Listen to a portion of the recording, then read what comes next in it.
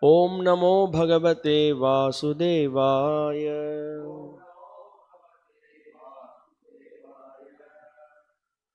So we are reading from the Srimad Bhagavatam, Canto 10, Chapter 15, the killing of Dhenuka, the ass demon, text 2. So please repeat after me.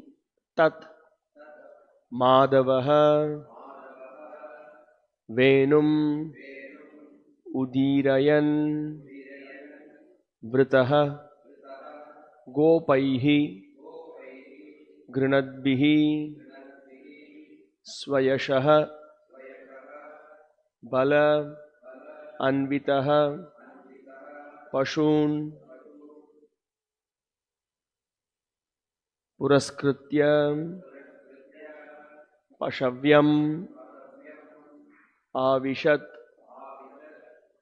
Vihartu Kamaha Kusuma Akaram Vanam. Can you please go up?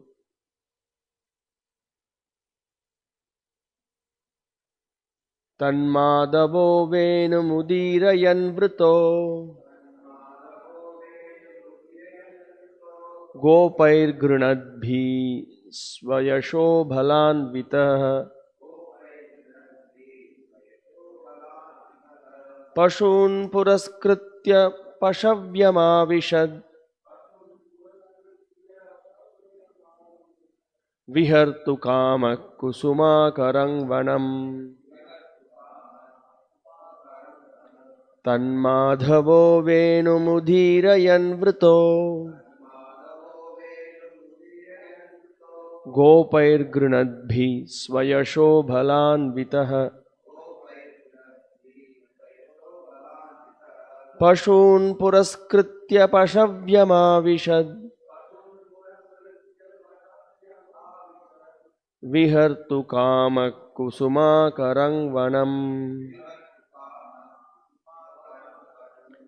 Tanmadhavo Venumudirayan Vrito Gopair Grunadbhi Swayasho Balanvitah Pashun Puraskritya Pashavyamavishad Vihartu Kama Kusuma Karangvanam. Tanmadhavo Venumudirayan Vrito Gopair Grunadbhi Swayasho Balanvitah Pashun Puraskritya Pashavyamavishad Vihartu Kama Kusuma Karangvanam.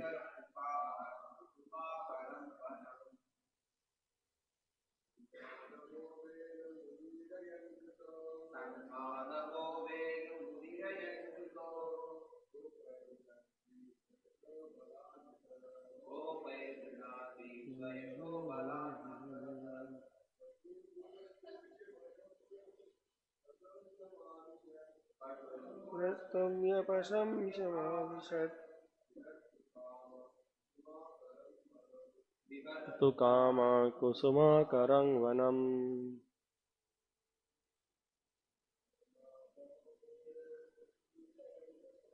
Tanmadhavo Venumudirayan Vrito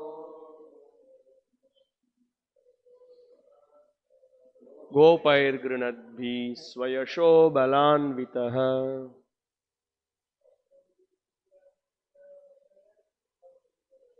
Pashun Puraskritya Pashavyamavishad Vihartu Kama Kusuma Karangvanam.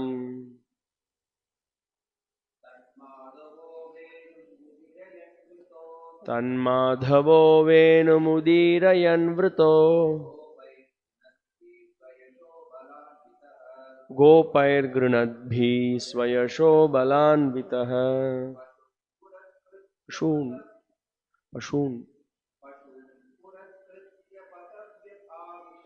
Pashun puraskritya pashavyamavishad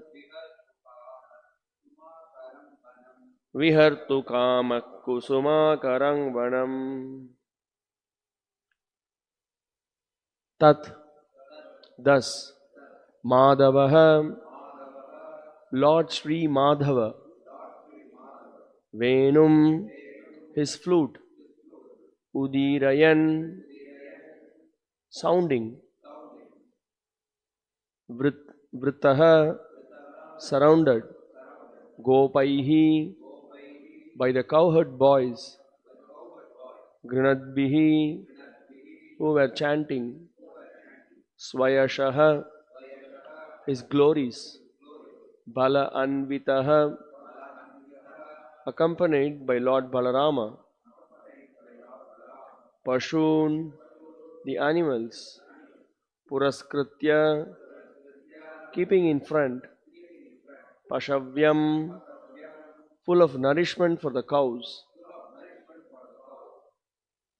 Avishat, he entered, Vihartu Kamaha, desiring to enjoy pastimes, Kusuma Akaram, rich with flowers, Vanam, the forest. Translation unpurported by the disciples of His Divine Grace, A.C. Bhaktivedanta Swami Srila Prabhupada. Translation: thus desiring to enjoy pastimes, Lord Mādhava, sounding his flute, surrounded by cowherd boys who were chanting his glories, and accompanied by Lord Baladeva, kept the cows before him and entered the Vrindavana forest, which was full of flowers and rich with nourishment for the animals. Purport. Srila Sanatana Goswami has explained the various meanings of the word Mādhava as follows. Mādhava normally indicates Krishna to be the Lord, who is the consort of the goddess of fortune, Lakshmi. This name also implies that Lord Krishna descended in the dynasty of Madhu. Since the spring season is also known as Mādhava, it is understood that as soon as Lord Krishna entered the Vrindavana forest, it automatically exhibited all the opulences of spring, becoming filled with flowers, breezes, and a celestial atmosphere. Another reason Lord Krishna is known as Mādhava is that he enjoys his pastimes in Madhu, the taste of conjugal love. Lord Krishna would loudly sound his flute as he entered the forest of Sri Vrindavana, thus giving inconceivable bliss to all the residents of his hometown, Vrajadhama. These simple pastimes of playfully entering the forest, playing on the flute, and so forth were performed daily in the spiritual land of Vrindavana. Namo Vishnu Padaya Krishna Preshtaya Bhutale Srimate Bhakti Vikas Swaminiti Namine Namo Vishnu Padaya Krishna Preshtaya Bhutale Srimate Bhakti Vedanta Swaminiti Namine Namaste Saraswate Deve Gauravani Pracharine Nirvishesha Shunyavadi Paschatya Deshatarine Jaya Shri Krishna Chaitanya Prabhu Nityananda Shri Advaita Gadadhara Shri Vasadi Gaura Bhakta Vrinda Hare Krishna Krishna Krishna Hare Hare Hare Rama Rama Rama Hare Hare Tan Mādhavo Venum Udirayanvrito Gopair Grinadbhi Swayasho Balanvitaha Pashun Puraskritya Pashavyamavishad Vihartu Kama Kusumakaram Vanam. Thus, desiring to enjoy pastimes, Lord Mādhava, sounding his flute, surrounded by his cowherd boys who were chanting his glories, and accompanied by Lord Baladeva, kept the cows before him and entered the Vrindavana forest, which was full of flowers and rich with nourishment for the animals.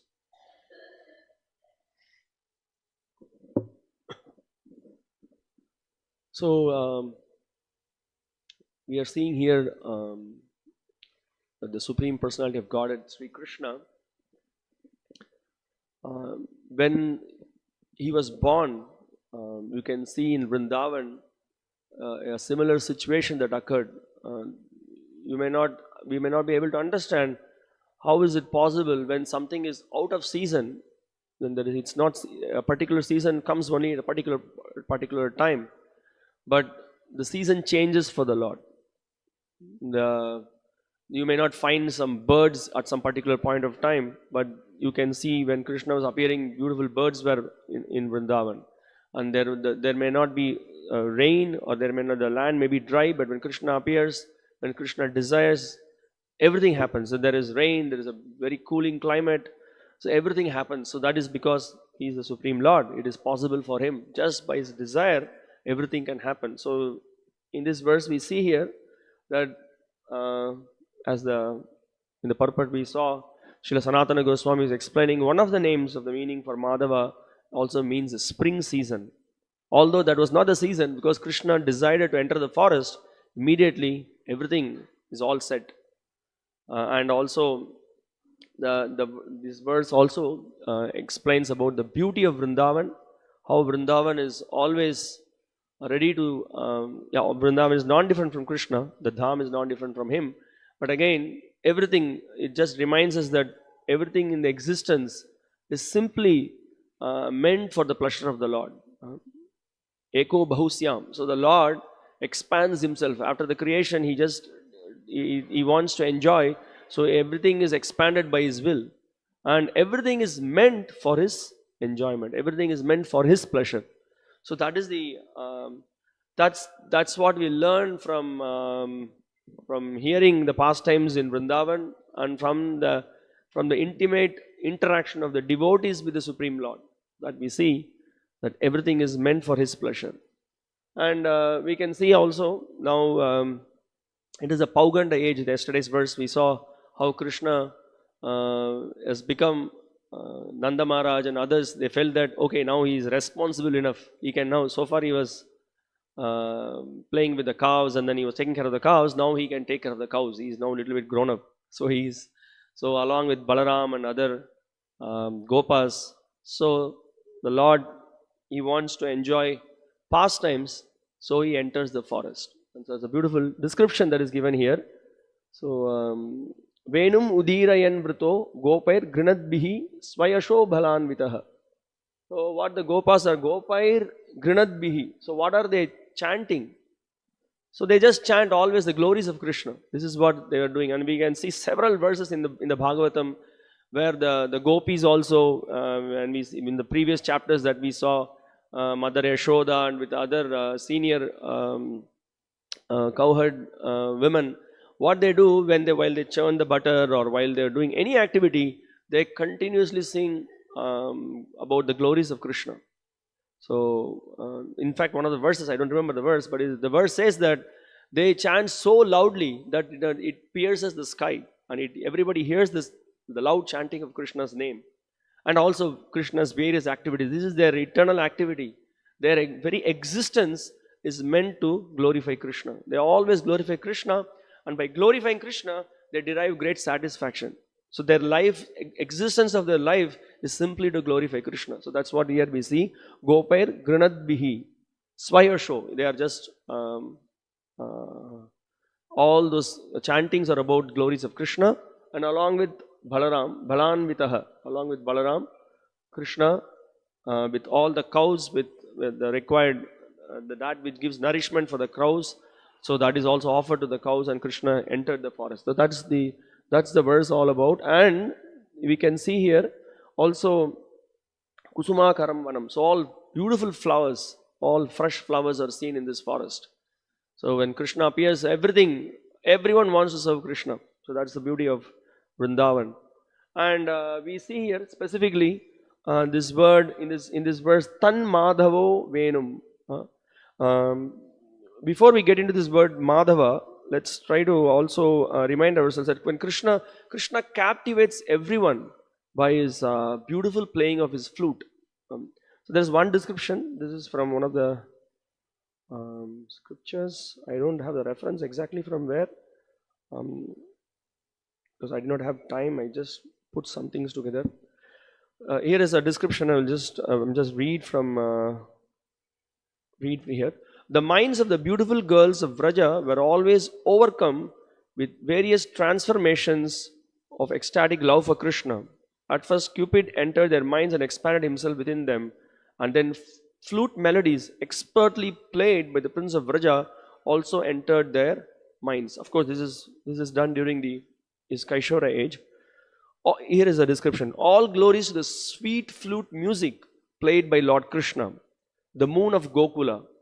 That music arouses amorous desires in the hearts of the lotus-eyed gopis, steals away the treasury of their calmness, removes their fear of public opinion, cuts at the root of their pious chastity, and drags them away from their husband's side. That music causes non-moving entities like trees and flowers to tremble with love of Krishna. So when Krishna plays the flute, the trees completely they become maddened, the rivers they get freezed. Everybody is trembling with love of Krishna. And in fact, in Bhakti Rasamrita Sindhu, I think one of the places it says even the rocks melt. That's the power of Krishna's playing a flute. Everybody is completely moved. And it also causes moving living entities to become stunned in ecstasy. And one more description also given, Brahma falls down from the Kamalasana by hearing the beautiful flute music of Krishna. And then the river Yamuna freezes. So the beautiful descriptions are there. So Krishna's flute playing like that is like that. And also we can see the cows also. The cows and the calves, they become stunned when Krishna plays the flute. So that's how Krishna attracts everyone. And specifically this word Mādhava is being glorified by all the acharyas. Specifically in the Vishnu Sahasranama, this name is repeated 3 times. This name Mādhava is repeated 3 times. It has got several meanings for that. One is the primary meaning which everyone knows. Mādhava means he is the husband of the goddess of fortune. Then another meaning that the acharyas point out, he is the bestower or propounder of knowledge about himself. Just like to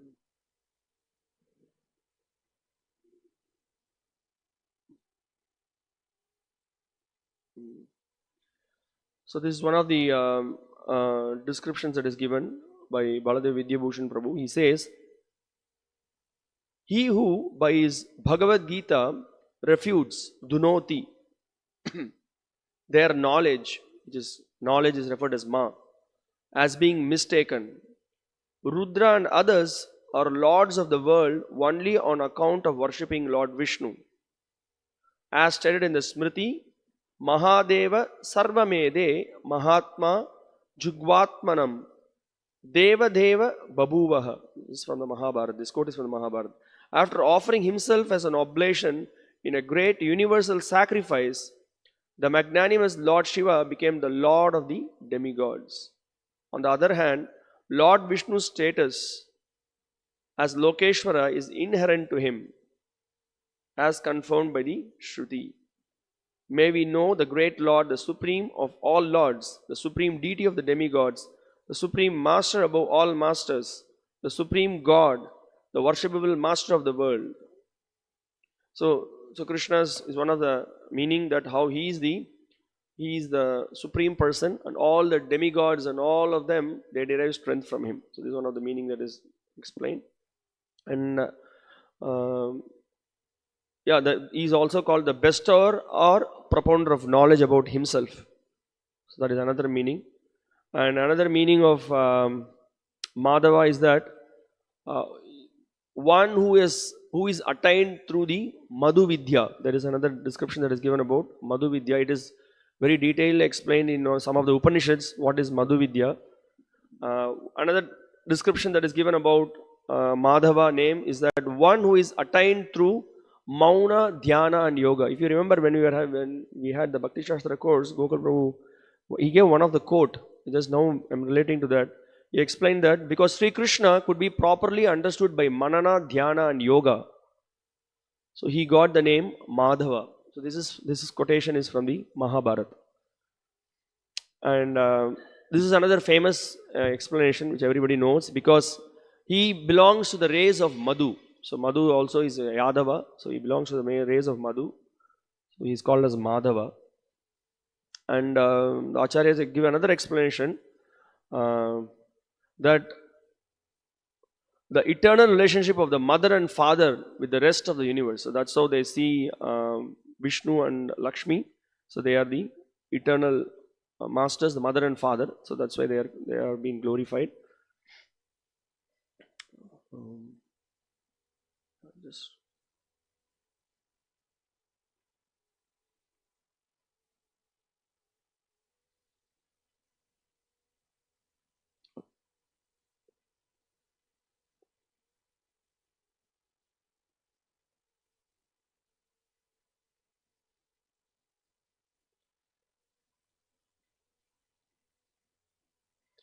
so there is further explanation given about this Madhava. So that this how he is the propounder of knowledge. It is explained that um,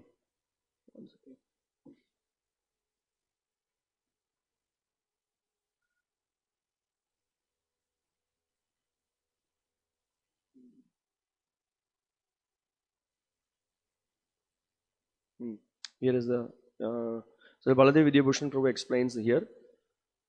He is the master dhava of all kinds of knowledge, ma, as spoken by Shiva.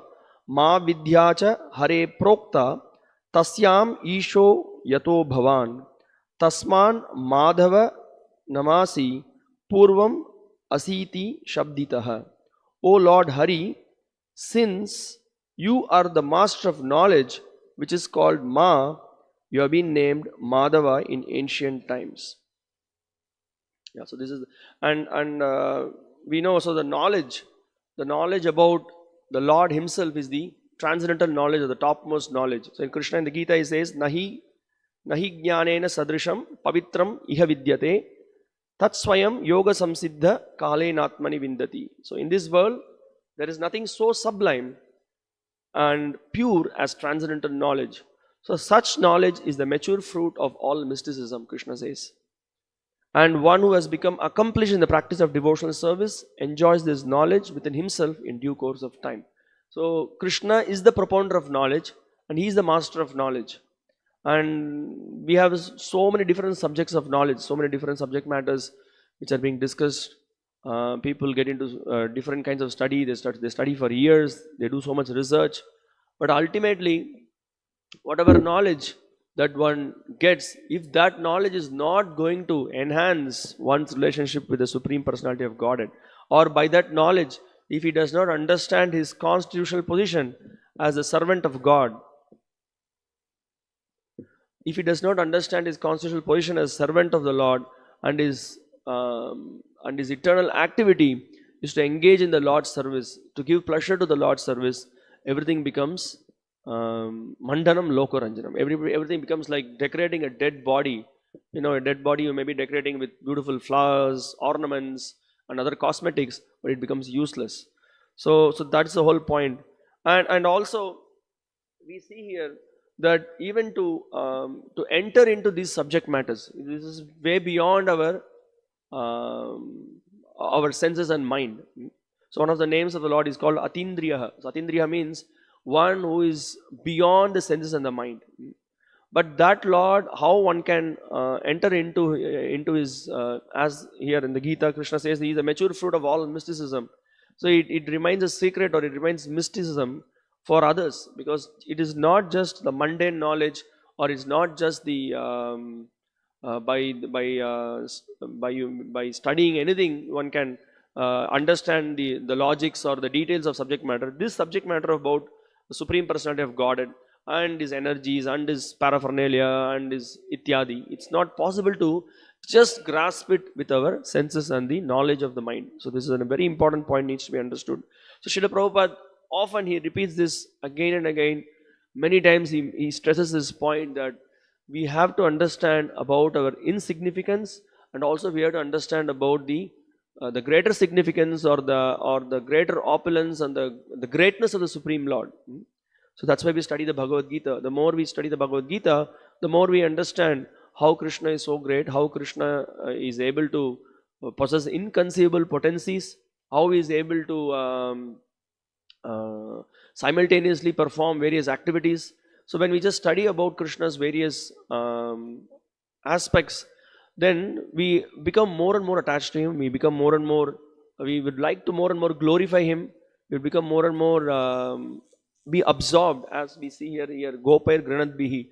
The Gopas are constantly glorifying Krishna. So how is it possible? It is possible only when we enter into the subject of Krishna consciousness under the guidance of the pure devotee. So that's the whole point here. So otherwise, everything we try to analyze, we try to put things together with our mundane logic. But this is the whole point. We just 2 days back we heard Damodar Prabhu was explaining the whole in the class that how Brahma, it was just a fraction of second, just in a fraction of second only, he just little bit thought, oh, maybe is he a supreme person? Just that fraction of second he got into such an illusion. Because and then later you can see prayer after prayer, he glorifies Krishna's inconceivable position and how he is insignificant and how it is not possible just with one's intelligence or with one's logic, one can immediately put things together. It is not possible. So one needs the mercy of the Lord, but to invoke the mercy of the Lord, one needs to surrender. That's the first point. The first point of trying to get into the philosophy of Krishna consciousness or the practice of Krishna consciousness is to it's not just blind faith and just blindly doing something, but the minimal faith with which we try to approach, as Srila Prabhupada puts in the introduction to the Bhagavad Gita, at least theoretically accepting Krishna to be the Supreme Personality of Godhead and try to hear the instructions that he gives in the Bhagavad Gita and try to follow those teachings, then the knowledge will be gradually revealed. And you can see in the 9th chapter, Krishna in the Bhagavad Gita, he explains that there are 3 levels, he says, Guhya, Guhyatara and Guhyatama. And Guhya, he says that the knowledge about the difference between body and spirit, how we are not this body, so that itself is who knows about that knowledge? Hardly anybody knows that we are not this body, we are spirit, soul. So that is it's a secret. But that alone, just knowing that we are not this body, we are spirit, soul alone doesn't suffice. But then the next level is to understand that how we are part and parcel of God. And who is God, what is His greatness. And you can also see in the Gita, the beginning Krishna explains about the Karma Yoga, Jnana Yoga, Dhyana Yoga. And gradually he comes to from the 6th chapter to 12th chapter, you can see the cream of the Bhagavad Gita, which completely he establishes that it is Bhakti Yoga. Although from beginning to end, Krishna is speaking about surrender to him. Specifically the 6 chapters you can see very much about the Bhakti Yoga is stressed. And in the 9th chapter you can see Krishna is speaking about the entire chapter is completely glorifying about the pure devotional service. So that is called as a Guhya Tama. Now to enter into this, Srila Prabhupada writes in the purport that to enter into this ripened knowledge, one should take shelter of bona fide devotees. Otherwise, you can see this if you study the purports of Prabhupada and hear his lectures, you may sometimes, what is this? Why Srila Prabhupada is repeating it again and again, because that is the process. There is no other way. There are so many scholars, so many people who are writing, explaining, but it's very difficult to enter into the subject matter unless we hear from a very authorized devotee and follow his instructions and we hanker for the mercy of the Lord and his pure devotees. That is the process by which knowledge will be revealed to a person. Doesn't matter, one may have great skills or not, it doesn't matter that, but this sincerity and the way in which the acharyas have presented this philosophy, one can accept it and try to follow the process. Gradually the knowledge will be revealed, and we see this happening in the history. In the past we have seen with great examples of pure devotees of the Lord, and even in the recent times, even the International Society for Krishna Consciousness is a great example for this. How people from various background, from intellectual background, from the one who has no knowledge, one who has no idea, just by engaging in the service of the Lord, one gets all the knowledge that is required to understand about him. And we can see also, it's a famous incident, that is this, I think it was Ram Das during Srila Bhaktisiddhanta Saraswati Thakur's time, how he was used to do service in the garden. He used to take care of the flowers, take care of the vegetables. So when there was one Pandit who came and then was asking some questions to Srila Bhaktisiddhanta Saraswati Thakur, he directed him, you go and then approach this devotee. So he was first wondering, to this person, he's just taking care of the gardens and he was taking care of the flowers. And So what he will know? He himself, when this scholar came to this devotee, he said, he sent me to you, like that he was asking. Said yes. So then he revealed, just he used to come and sit in the classes, just used to hear his Gurudev's talks, Srila Bhaktivinoda Thakur's talks. But because this is the whole point, the sincerity and the service with which one performs, Krishna gives the knowledge that is required to understand him. So that's the whole process. Otherwise, what is it that we are very, very tiny and very, very small? We all have such relative knowledge. Relative knowledge is the Prabhupada again and again. He gives examples of Frog's philosophy, right? Dr. Frog's philosophy. You sit inside a well, and then how can you know how vast is the Atlantic Ocean? You may try to measure it in terms of the width and the depth of the well, but you can no way, even with years and years of analysis and research, we'll be able to come near the conclusion about the depth of the Atlantic Ocean and the width of the Atlantic Ocean. So, with whatever tiny knowledge you have, if we think that we can try to measure God or try to understand about, forget about God, even to know about the vastness of the universe, it's highly impossible. So there is a process. So this is the whole thing. So this is where there is a, the scholars and the devotees, they are poles apart. It's completely diametrically opposite. It's not possible. That needs to be understood. That's why Srila Prabhupada many times he says that first you surrender. First you surrender, take up this process, and then you can see that there will be a transformation that will happen in the heart, and it really works. So then also it's not some kind of a we follow something without any reason, or completely blindly we follow. That's also there. But yes, we follow. Why we accept the scriptures? Why we accept the words of the acharyas? Because that is beyond the defects of this material world.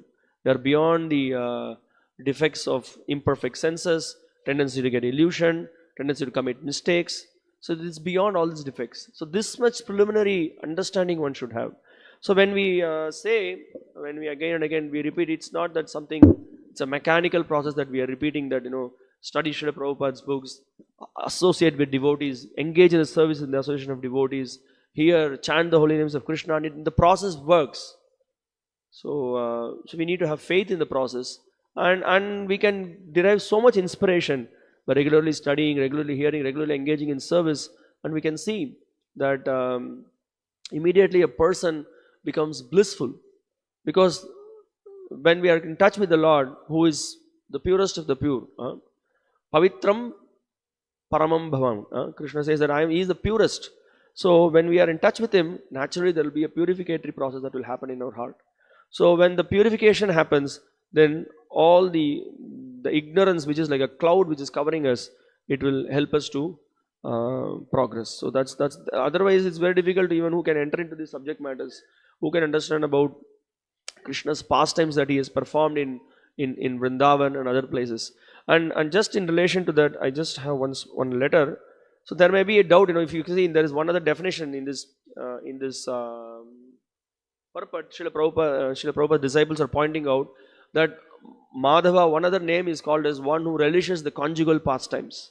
So immediately we can see so many scholars, so many people, they criticize Krishna for being dancing with so many gopis, and then they immediately relate it to the mundane sexual feelings of this material world.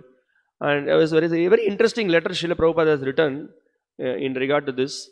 So there was a question that was asked probably by Madhudvish Prabhu, or I think so. So the question is something to do with it is very much relevant that Krishna is not an imaginary figure, or is not some fictitious person. Many people, they think like that. Some of the scholars and some of the so-called people, specifically in the modern days, they have such ideas. Just with this letter, I would like to conclude the class. So the question was that does Krishna pass urine and stool? Like he has genitals, like that. There was a question. So Srila Prabhupada addresses this in one of the letters that he has written. So I would just like to read that. So he says, regarding your question, it is welcome. It is not outrageous. Any honest question is welcome. The spiritual master is meant for answering any honest question. Krishna has genitals, certainly. It is said that he has eternal, blissful body, full of knowledge. So when he has got a body, he must have all parts of a body. but we should not consider that his parts of the body are the same as ours. In the Brahma Samhita, it is said that his parts of the body or limbs, each of them has got potency of the others. For example, with our eyes, we can see only, but we cannot eat. But Krishna's eyes can not only see, but also eat and beget children also. In the Vedas, it is said that he put his glance over Maya and impregnated her with all the living entities. Therefore, although he has got genitals, necessarily he does not require to use it for the same purpose as we do. There is another instance that Garbhodakasai Vishnu begot Lord Brahma from his abdomen, navel, and the goddess of fortune Lakshmi was nearby. She was just massaging the Lord's lotus feet, but he did not require the help of the goddess of fortune to beget Lord Brahma. That is his omnipotence. He is self-sufficient. He has got all the limbs for all the purposes, but he can use all of them for any purpose. So when we think of the Supreme Lord of Bhagavan, this is one of the amazing features. When we have first read Brahma Samhita, or when we just even read Prabhupada books, when you hear this, the quality that the Lord can impregnate with his eyes, he can speak with his ears, or is any of his organ can do multifaceted activities. This is something amazing that only the Lord, we cannot even think of this. What is that called as the phenomena which the scientists, synesthesia, right? They call it synesthesia. That here and there, some kind of these kind of symptoms are seen. Some scientists are doing some research and they are able to see some. And it's not that something, as we say, it's some kind of a fantasy or some kind of a cooked up story. Even there is some phenomena that you can see in this material world about that. But this is an amazing feature of the Lord, which puts someone into, someone is stunned to hear that it's possible for the Lord to do it. Yes, because he is Bhagavan, he can do that. That's one of the specific features of the Lord. So here Srila Prabhupada continues, he makes the point. So he has got all the limbs for all the purposes, but he can use all of them for any purpose. This is inconceivable by us. We should not therefore compare our bodily function with Krishna's. His conjugal relationship with the gopis is not exactly in the same way as we have girlfriends. Neither the gopis made friendship with Krishna exactly in the same fashion as here in this material world. A girl makes friendship with a boy. There are different spheres of activities. Therefore, I sometimes warn my students not to discuss much about the affairs of Krishna's dealing with the gopis. In the Srimad Bhagavatam, such dealings are described in the 10th canto, and as it is already explained, 9 cantos have been devoted just to understand the philosophy of Krishna. In the 2nd canto, it is recommended that one should begin to see Krishna from the lotus feet, not from the genital. Gradually, as he advances in understanding Krishna, he should go up and up. In this way, one should try to see the face of Krishna, and his dealing with the gopis is compared with his sweet smile. So for the present, we should better stick our faith and observation to the lotus feet of Krishna and pray fervently that he may give us the strength and capacity to understand him as he is. Because as soon as we are able to understand him as he is, immediately we become liberated persons, eligible for entering into the kingdom of God. This is confirmed in the Bhagavad Gita 4th chapter, whereas the Lord says, simply by understanding my transcendental position, appearance, disappearance and activities, one becomes eligible to enter into my abode, just after giving up the present material body. This is not to Madhudvisha, this letter to Madhusudana, London 23, November 1969. So that's the whole point, so just trying to misinterpret Krishna's unique position and try to look at the Lord based on our own mood of enjoyment, it's very, very dangerous. So that's why that's why this caution is there.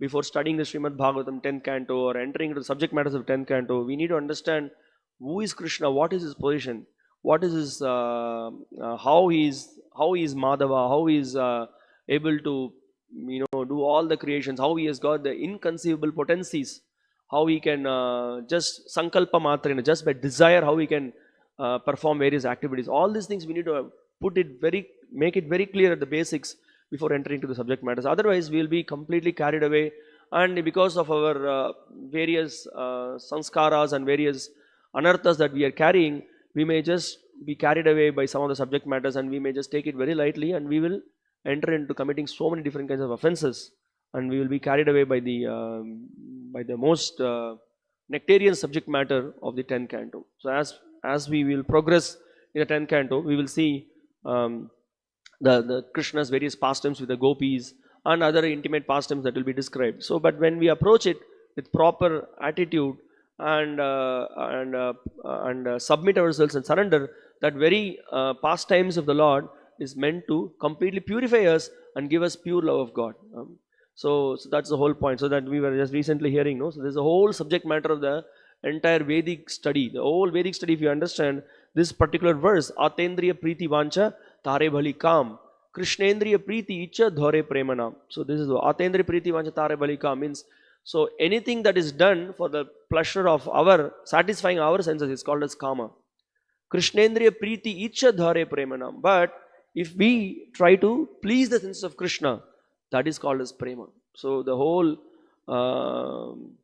Vedic methodology, what it does is, right from young age, we have been trained to purify our senses and mind. So that the life starts in the Gurukula. That's when the moment you go and then submit yourself to the feet of the Guru, and what he does, he engages you in performing austerities, in trying to control your mind and senses, and then engages us in the positive process of Krishna consciousness by chanting the holy names of the Lord, by hearing the Srimad Bhagavatam, by engaging in various services of the Lord, by decorating the temple, by constructing the temple, by printing books. So many multifarious activities we can engage ourselves, our body, mind and words, and then what happens?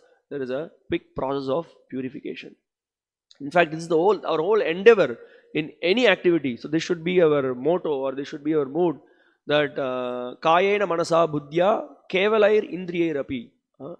So that means what? That with our body, mind and words, Sangam Tyaktvatma Shuddhaye. Sangam Tyaktvatma Shuddhaye means it is meant for the purpose of purification. So what I'm doing something, why are you doing anything for that matter in Krishna consciousness? For the purpose of purification. Purpose of purification means when we try to please Krishna, Krishna is pleased and we are purified. That's the whole idea. If we train ourselves in this attitude, then we will certainly make progress. So that is what Srila Prabhupada came to give us, that the process of, Prabhupada put it in very simple words, in a very easy way, just with our body, mind and words, engage in Krishna's service, chant the holy names of the Lord, engage and render services to the Lord in the association of devotees. It's so important. Without the association of devotees, it's very difficult for us to make progress. So that means what? Association of devotees means positively engagement in Krishna Katha. Mat Citta, Madghata Prana, Bodhayantaf Parasparam, Katayantascha Mam Nityam, Tushyanticha Ramanticha. So one can be in a very blissful state, so continuously discussing about Harikatha, making various plans to expand the Krishna consciousness movement, so nourishing each other with the subject matter of Krishna consciousness. So these are all the positive process by which one can make progress, and this is a very powerful process. And the other processes of dhyana or karma or jnana are very, very difficult process. So that's why one of the Vaishnava Acharya, in one of the songs, he says all the other processes are very, very difficult process. He says that nahi nahi nahi kalite kevala upaya govinda nam. He says that in Kali Yuga there is no other process than chanting the holy names of the Lord. There are so many other processes, jnana, dhyana, there are megera sham. So he says that it's like, there is cloud. Cloud sometimes it covers the sun, but it covers the sun and it becomes dark. So different processes are, like it's a difficult processes, but it's a crystal, like the sunlight which is crystal clear. The process of Bhakti Yoga is the most easiest and sublime process, and specifically the chanting the names of the Lord. It's a very powerful and sublime process, and that's what the Acharyas have given us. It appears to be very simple, but we have to submit ourselves to the holy name. So we were also recently hearing, Guru Maharaj was explaining during the Vyasa Puja that the chanting of the names appears to be very, very simple, but the chanting becomes potent only in the association of pure devotees. So otherwise it may, if we don't have the right attitude, if we don't have the proper attitude or the proper approach towards the holy name, we may chant the names of the Lord, but the effect will be Very, very mild. On the other hand, somebody may question, what is it that, on the other hand, it is said that it just, even if you say, if the name ha and Ri is there in some of the words, then one is so much benefited, that's true. But consciously, we should not commit offenses. The moment we consciously start committing offenses, then our progress is hindered.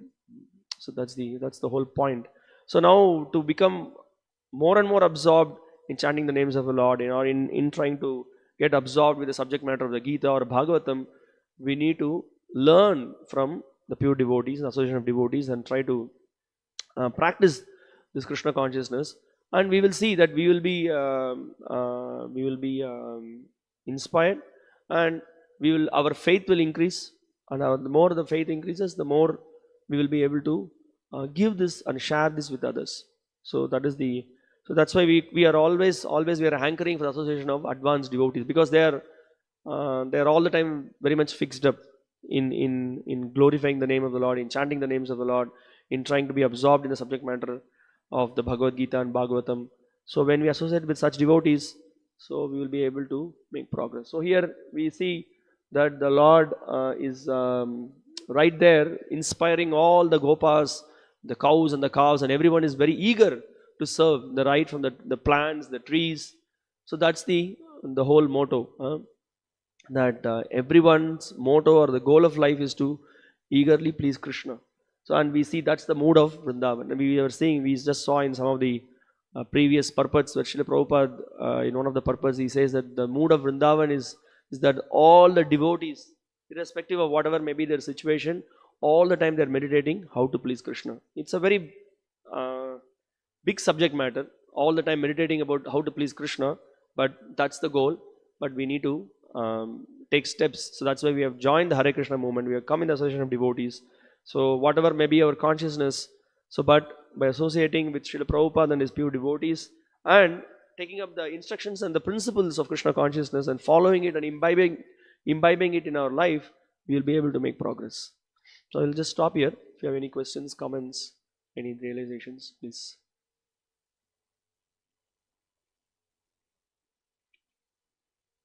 Thank you very much. Srila Prabhupada ki jai. Srimad Bhagavatam ki jai. Hare Krishna.